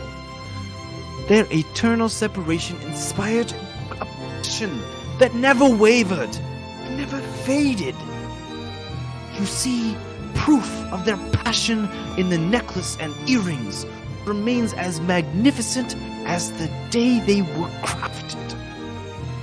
I value beauty above all. That is why I so desired this gem. I nearly lost myself in his tale of love, but the necklace shimmering in his hand brought me back to reality.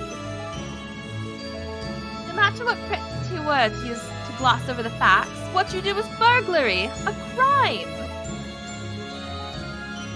Come now, aren't you merely parroting Monsieur Holmes.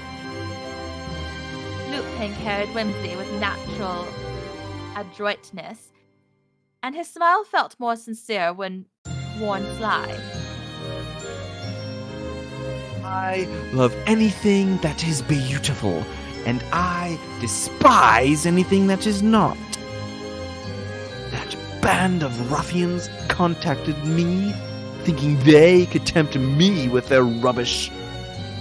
How would you like a perfect blue diamond? There's not a speck of beauty to be found in their ways. My desire is to cooperate with them, drop to nothing the second they sent me that arrogant letter. No, their ways don't just lack beauty, they are repugnant, shameful. So I decided to punish them. I suspect the ones who tried to pass themselves off as policemen are in the custody of the real thing after being disabled by the anesthetic. My, has this night of plunder worked wonders for them. I may have used them, but they were planning to perish me and take the necklace after I stole it. Or try, at any rate. You reap what you sow. You used us and the police to have those thieves arrested, then? I did. But the outcome wasn't so bad for your side now, was it? Thanks to me, you arrested a band of thieves and murderers. I saved you from mortal peril, too, with grace and style. You're still awful. You'll not convince me any different by flattering yourself. You don't think so? I would have thought whisking a captive princess out an open window and into the seas of stars above, a full moon shining, was worthy of being considered with grace and style by anyone's judgment. Well, I don't. You still stole the necklace as you claimed, and we still need to give the stolen earrings back to their rightful owner. What stolen earrings? Do you mean the ones you wear as we flirt? What? I instinctively reached up and touched my ears. Sure enough, as he said it, something cold and solid dangled from them. I did a second inspection by looking with my hand glass. Simply designed, silver earrings with blue gems embedded at their center were on each side. How long have they been there? Heaven only knows. Perhaps they fled Frank Sutton's nasty pocket and took refuge along such pretty ears of their own will.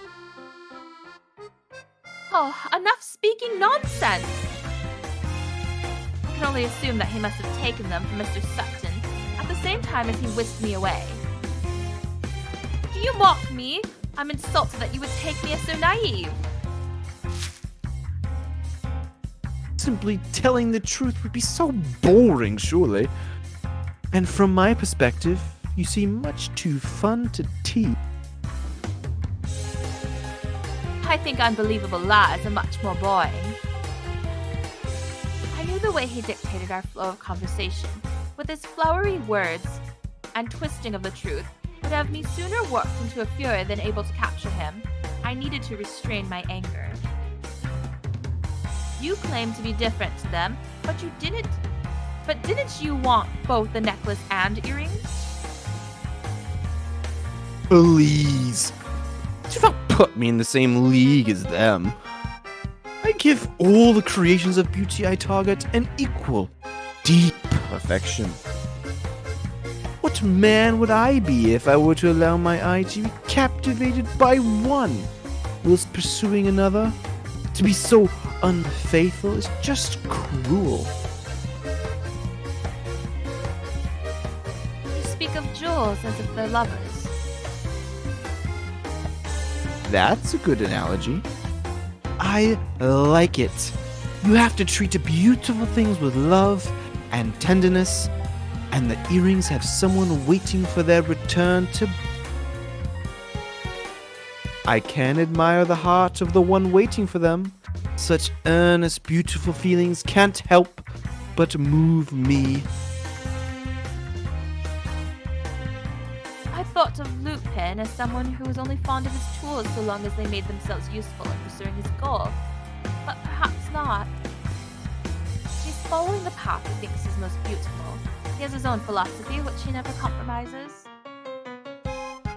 Lupin stood right before my eyes, but listening to him brought forth an odd sense of distance between us that was greater than it really was. He felt closer to a shadow in the darkness, which can never be caught by human hands. An intangible thing meant to stay forever out of reach. Who in the world are you? I'm not a ghost, nor am I the hero of a fairy tale. I am but a simple man who is true to himself. I can use a bit of magic, though. I could, say, cast a spell that would bind your heart to mine. It would be a spell to keep those pure eyes of yours fixed upon me, and only me. Doesn't that sound wonderful? It sounds terrible! There was just something about the way he spoke, the way he manipulated language to create a vivid picture in my mind that threatened to enchant me, but I struggled on. Perhaps we really can use magic. No, that's silly. He's using the word in a figurative sense. I then became aware of other sounds from far away. Oh dear, here comes your escort. I should have known it wouldn't take him long to pursue us. I'd dearly love to stay, Emily. But alas, I'm afraid I must be going. Wait, I have no intention of letting you leave with that necklace. I may not be among the best of them now, but I want to be a detective someday. And I may think of myself as kind, but I must absolutely put my foot down on this. My eyes were rawly focused on him in hopes of overwhelming him. He would back down. He must. Would you please stop staring at me with such fire in your eyes? I cannot help but question if it's a burning passion for me that's been lighted within them. What? You're completely mad. I was kidding. Oh my, and all the time I've never met a princess as gallant as you, Emily. Lupin raised his hands up. The sign of surrender. I had won. The loss is mine. In the face of your strength and your beauty and those charming eyes, I have little choice but to relinquish this necklace. Truly. You never lie to a lady. I shall return the necklace I stole in that room to you. You say that, but you were lying there moments ago. It was only to tease you. It doesn't count. How was I honestly meant to believe a word that came from his mouth? I do, however, wish for something in return. You do? Like what? I grew restless. A man like him would not waste his breath on a small request.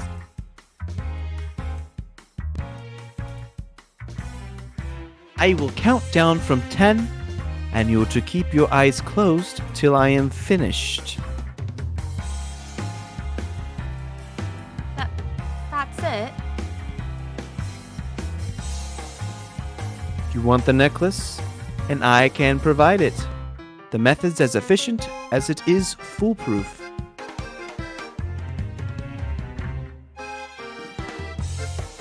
Well, do we have a deal?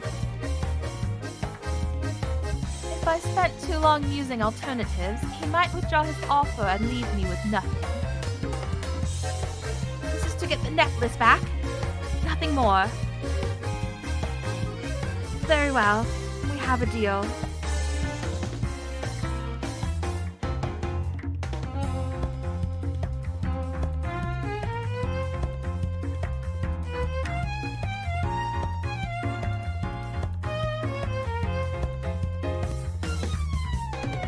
Emily?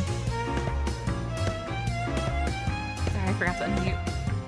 Lupin's eyes flickered in surprise. Thank you for putting your trust in me.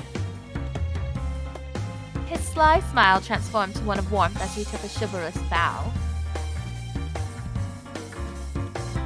I feel a bit awkward doing this when you're so ill at ease, if I'm honest. What could it be? Oh, I know. It's not nerves, but frustration. I am hardly flustered. Good lord, you're a thief! Ah, my apologies.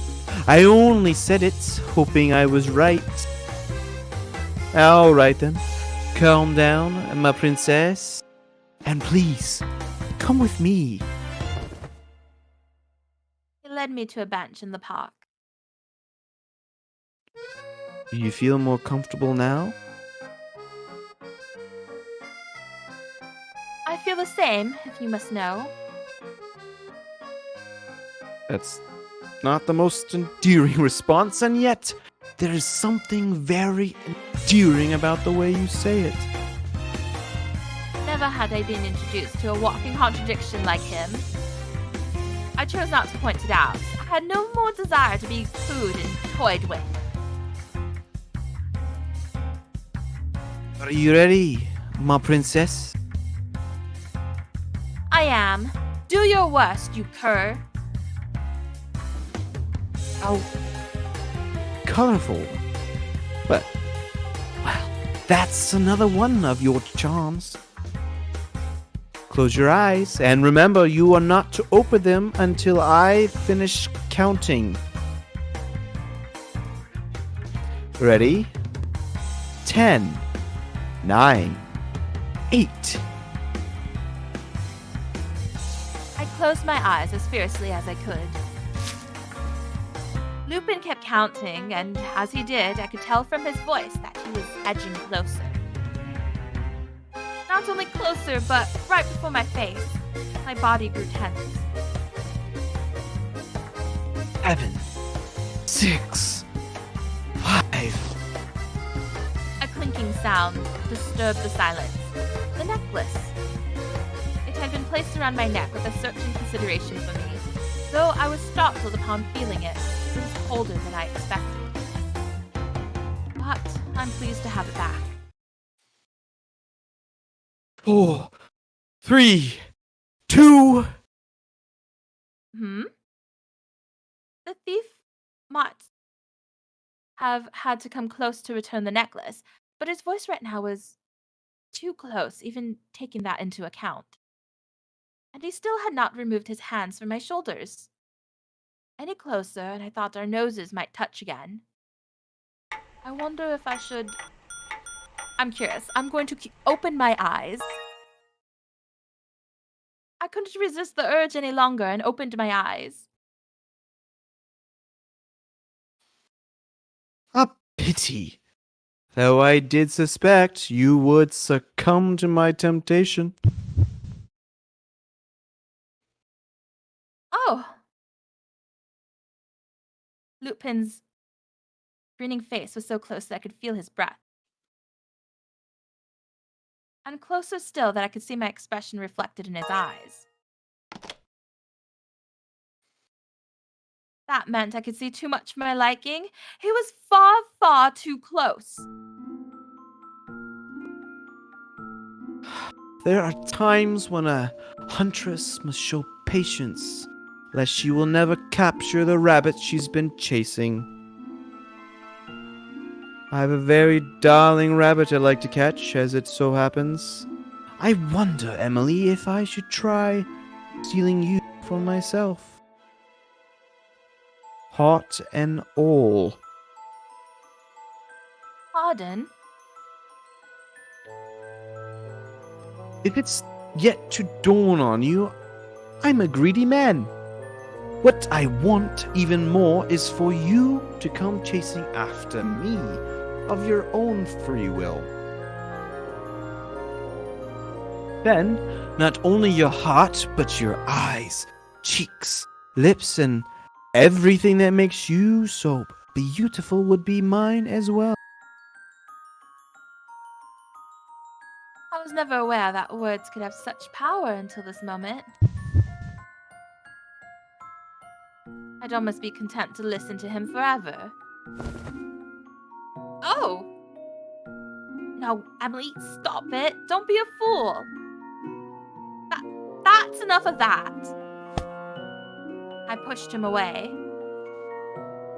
I felt so ashamed. I almost let myself be charmed with a few sweet words. I leapt from the bench and shouted at the top of my lungs. My heart is mine. No one can steal it. I hate insincere people like you. Ha ha! You win, and as a gentleman, it is only right that I take my leave. I wouldn't want you to truly hate me just yet, you know. Wait, Lupin? Farewell, Emily. There was nothing to grasp when I reached out my hand. The gentleman thief had disappeared into the night. What a shame I couldn't catch him. If I hadn't opened my eyes earlier, he would have... I could deny being flustered before, but I certainly couldn't now. I glued my hands up to my cheeks in some fruitless attempt to drain the heat from them, mind racing, heart expanding in size, when my rescuers approached. Emily, there you are. Miss Whiteley, are you safe? The police must have stayed behind, for it was only the two who arrived. Holmes! Watson! I'm perfectly safe. Then what of Lupin? He managed to flee. But look! I got back the earrings and necklace from him. I removed both sets and entrusted them to him. So you did. You're a marvel, Emily. We should let the inspector know this. We can't, I suppose, but he really got us this time. In his hand, Holmes clenched Odell's eye with an unpolished grip.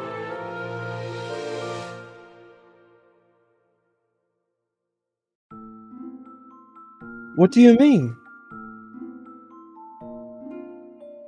He didn't see what happened, did he?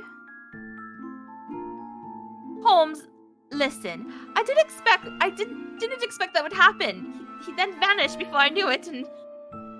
What are you blabbering on about? Don't tell me you hadn't noticed. This necklace is an imitation. What? It is? Indeed. There's a leaf for England on the back. It can only mean it is the false one Scotland Yard have made.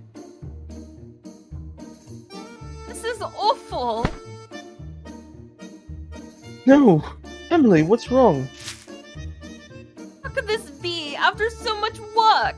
The realization stunned me so that I lost my strength and collapsed into the ground at once. As I did, I noticed a card fluttering to my feet. Huh? What could this be? Watson picked it up. The Queen of Hearts? So he stole it just as he said he would. Excellent.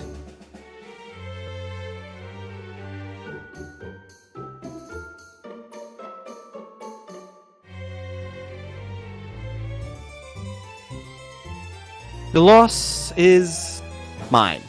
In the face of your strength, your beauty, and those charming eyes, I have little choice but to relinquish this necklace. I can never lie to a lady. I shall return the necklace I stole in that room to you. Farewell, Emily. Gave me a false necklace and turned me round this way and that. He played with my mind. What? Emily? He's unforgivable. I will arrest him and make him apologize to me. I swear it. I've never seen her this angry. Neither have I. I will arrest Lupin if it's the last thing I do.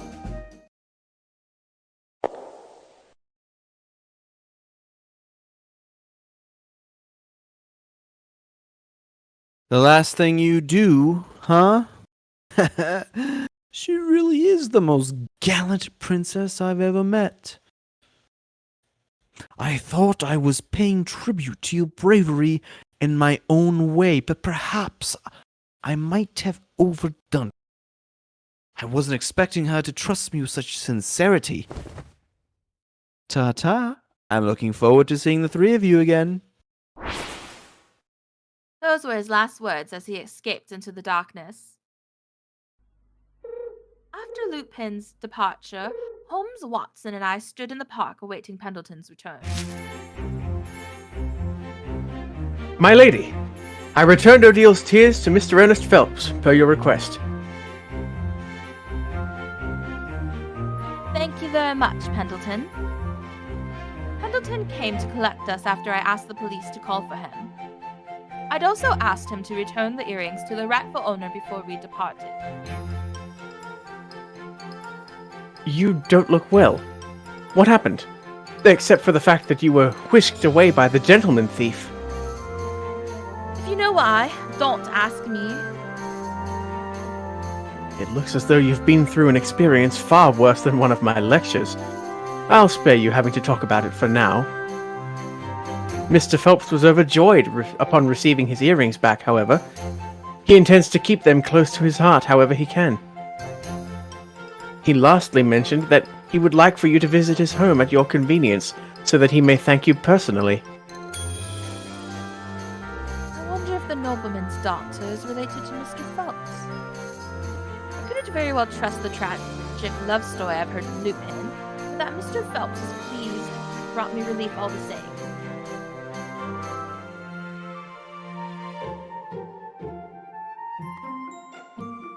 He said he offered his best wishes to the four of you for getting them back for him.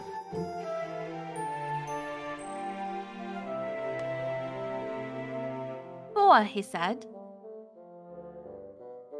Why four? I feel like I'm forgetting something. Four of us would include me, Holmes, Watson, and... Oh no! Lupin, what happened to you? That's who it was! I forgot all about him!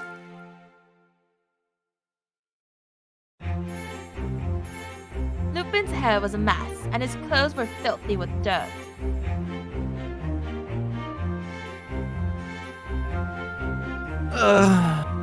I woke up in the curator's office, then I spilled the tea he made for me.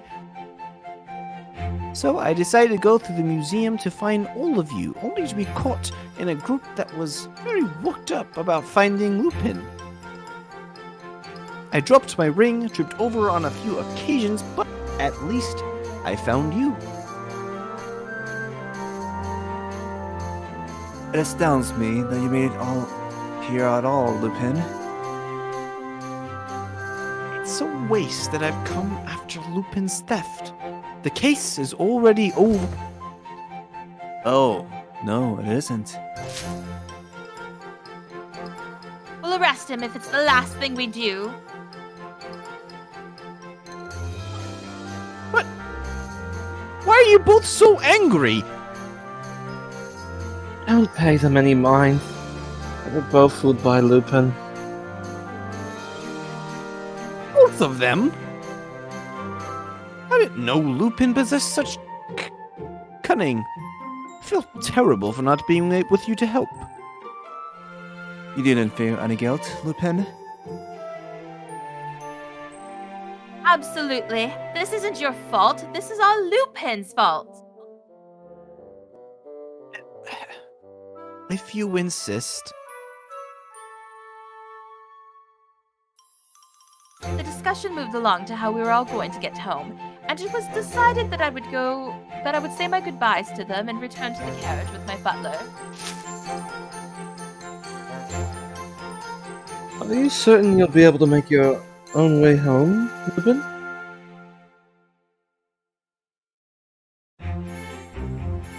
Very.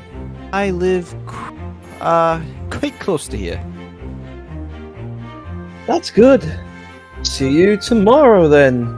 Take care not to drop your ring or trip on any more on your way home. Good night. Good night. I'll see you at school. Watson and Holmes set off together, walking side by side. Lupin and I were left. I'm sorry we've caused you so much grief. Sorry. I'm sorry we've caused you so much grief, Lupin. We did nothing but drag you this way and that, wherever it displeased you to go. It happens to me often, so I'm rather used to it. Yet the invitation to join held no value for you. I ruined your investigation upon every step. But it was your fall that led us to the note. You were of untold value, in my opinion. Then the headache was worthwhile, in some odd sense. And you always make certain to pick up that ring no matter how many times you drop it, don't you? You never give up on what it is dear to you, and I find that to be just lovely. Thank you. Very sincerely, thank you. Everyone else thinks of me as a worthless man for dropping it so often. You're the first to ever pay me a kind word about it. You are truly kind. Lupin smiled bashfully. It feels like I've seen this smile before. Well, I should be off now. Farewell, Miss Whiteley. Farewell, Emily. Yes, until tomorrow then. Lupin walked past the carriages, securing his ring tightly on his finger with his other hand. Are you troubled by something, my lady? Nothing at all. Let's go home. Very well.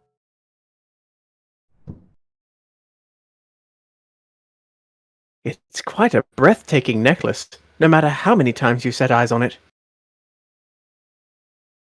I went to return the false necklace to the police, but they bitterly proclaimed that they never wanted to see it again.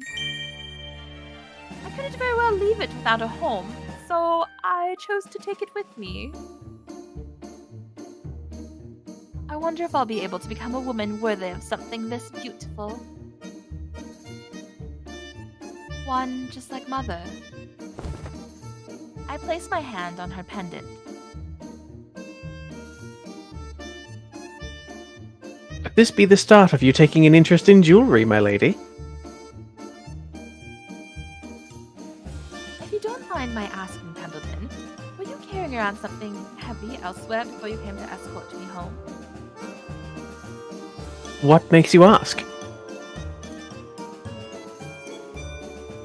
You were wearing different gloves to the ones you usually do, and the left of your shoulder...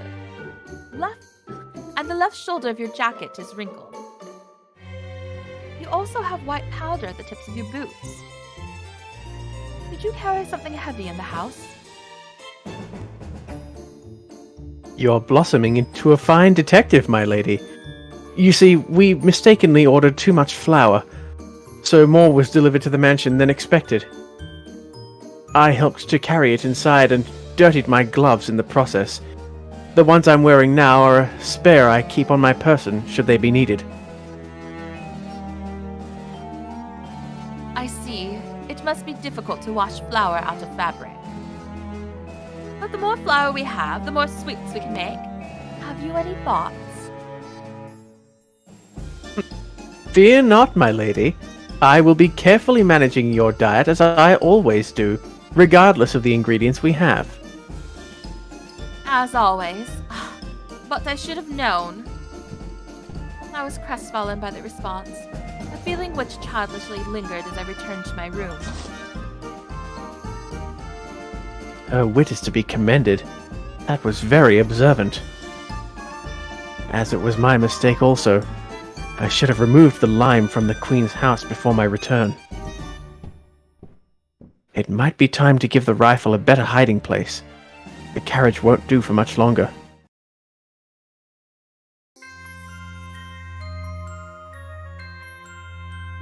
What shall I do before bed? I shall read a book. A book sounds just right for tonight. I reached for the first spine that caught my eye on the shelf. It was Pride and Prejudice. This book was published in the early 19th century, well over 60 years ago, in fact. It's a story of marriage, misconceptions, and love. I was more absorbed into this world with every page I turned. Would I ever experience a love that would make my heart dance so?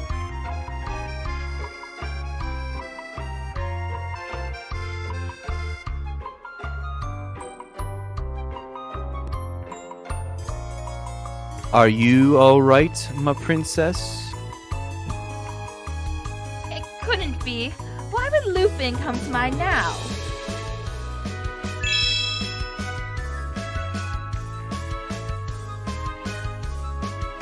I feel exhausted. Perhaps it's best I go straight to bed.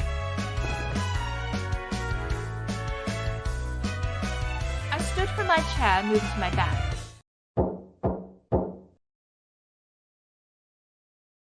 Then I heard a knocking at the door. Come in. Forgive my intrusion, my lady. Pendleton entered my room, and, judging by the time, I could safely assume the reason for his visit. Have you met with any of the people in that photograph? I pressed him on the very same photograph he presented to me. But Pendleton answered me as if reluctant to say more than necessary. It's unfortunate, but we've run into a small problem. What do you mean? I made to visit your parents' old friend, Viscount Quincy, only to learn that he was killed in an accident some years back. In an accident? Of what nature? A brutal one. On his way home from a business dealing at the Port of London last night, he was, whilst inebriated, struck by a carriage. He later succumbed to his injuries. How awful. Pendleton leafed through a document with a furrowed brow, expression stern as can be. That being said, many mysteries are still swirling about this accident to this day. You mean to say that it may not be an accident? Precisely. There are no proofs to furnish my suspicion, and yet there are several points which leave me concerned. Like what? The place where his death occurred was far from his home. I cannot fathom why he would be where he was. Certain peculiarities in the testimonies of the carriage's owner and driver give me pause as well. I should like to learn more. Could you jot down your findings and present them to me later? Yes, my lady. The first route falls short. Perhaps one of the others in the photograph will know something about my parents. And when interviewing them, see if they found anything was amiss regarding the Viscount's passing.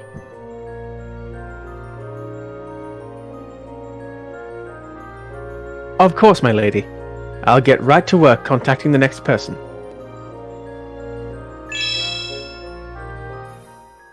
Testimony A, a collection of information related to my parents' murders, gathered by Pendleton.